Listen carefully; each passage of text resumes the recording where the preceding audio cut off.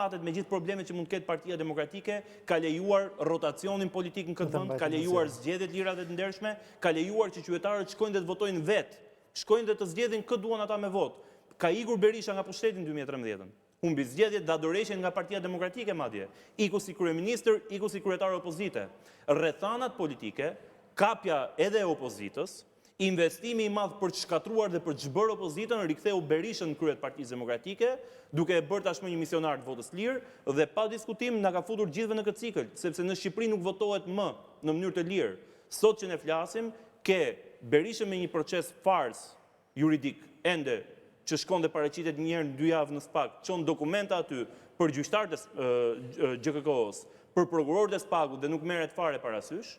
Ke kryetarin e partisë dytë më të madhe opozitare, zotin Meta, ish president që është marrë zvarr në mes Tiranës dhe është në qeli sot, edhe ai, dhe ke zotin Mediun me proces Saliani, bashkëmoshatari im është në Burg sot që flasim, për një kallëzim të pakryer, për shkak se vllai i ish ministrit brendshëm ishte trafikant droge, u vërtetua botërisht që ishte trafikant droge dhe Saliani sot është në Burg, dhe nuk u lejua Belerit bënte betimin si kryebashkiak sepse nuk donte Edi Rama.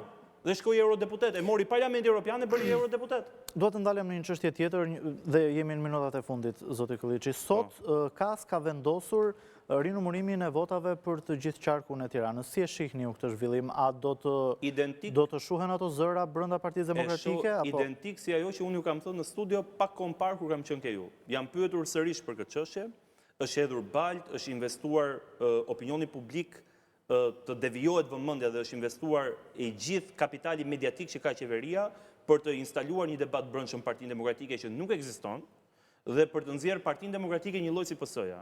E kam thënë dhe rithem sërish, PD-ja është forcë e hapur politike dhe transparente.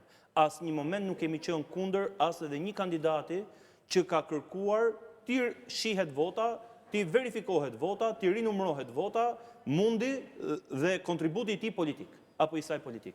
Dhe më mirë se sot nuk është dhënë kurrë përgjigje. Pra, të gjitha ajo tashetemnaj, tymnaj që është bërë në këto 3 javë në raport me zgjedhjet, sot ka marrë fund pasi kërkesa në KAS, kërkesa në KQZ, është depozituar nga përfaqësuesi i Partisë Demokratike. Pra, dhe kur u votua kundër, pak ditë më parë, që u interpretua sikur PD-ja ishte kundër kandidatëve të saj, pra u rrëzua kërkesa e zotit Ali Mehmeti, Kalaja, Lisander Hoxhës, Mimoza e Darmatës dhe Iliriana Kuçanës, u sqarua që është teknikalitet.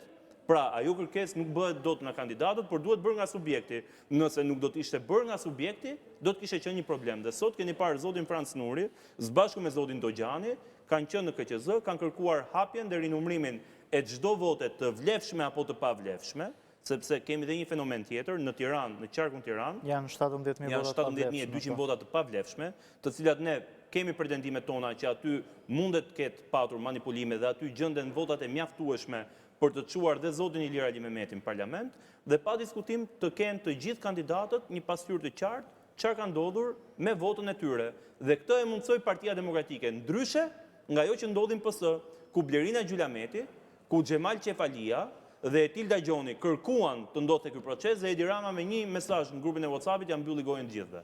Sepse pa diskutim me sultani dhe nuk mundet të ketë debat brendshëm Partinë Socialiste. Kjo nuk ndodh në PD. PD-ja ka vlerësimin maksimal, respektin maksimal për çdo qytetar, për çdo votë dhe për çdo kandidat që ka qenë fushat, që ka bërë fushat në kushtet më të vështira të mundshme dhe që kërkon të verifikojë kontributin që kanë dhënë votuesit për kandidaturën e tyre. Dhe e fundit fare, analizën e brendshme, kur do ta nisni? Pasi të mbarojnë të gjitha këto procedura. Pra që të jemi të qartë, kushdo që mendon që PD-ja po i shmanget analizës së brendshme e ka gabim. Por, po e them edhe një herë, diferenca këtu është ndryshe këtë radhë. Ne jemi të fokusuar 100% ke çmontimi i farsës zgjedhore të 11 majit.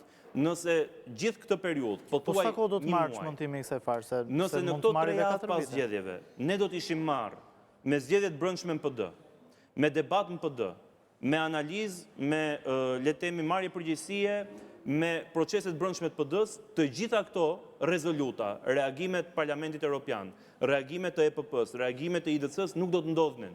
Por e vendosëm fokusin ke prioriteti madhor që ka sot Shqipëria, që janë zgjedhjet e lira dhe të ndershme, dhe të gjithë jemi marrë me këtë proces, dhe me këtë proces do të merremi deri në skadimin e afatit të fundit për përpilimin e raportit final nga OSBE Diri dhe për reagimet e të gjithë instancave ndërkombëtare që merren me zgjedhjet. Në momentin e parë, më pas besoj do të jetë në vjesht, por ky është gjykimi im personal, pra ky është opinioni im, nuk po flas këtu në emër të forumeve të Partisë Demokratike, se janë forumet që i marrin vendimet.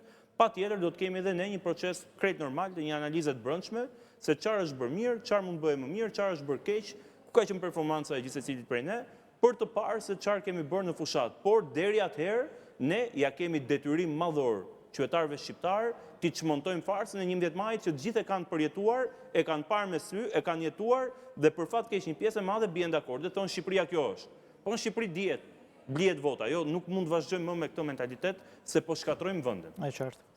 Faleminderit shumë zoti Kolliçi për sqarimin që bët për opinionin publik për atë që ka ndodhur, sepse kishte një lloj paqartësie do të thonë për gjitha këto rezultate. Faleminderit shumë për mundësinë e dhënë.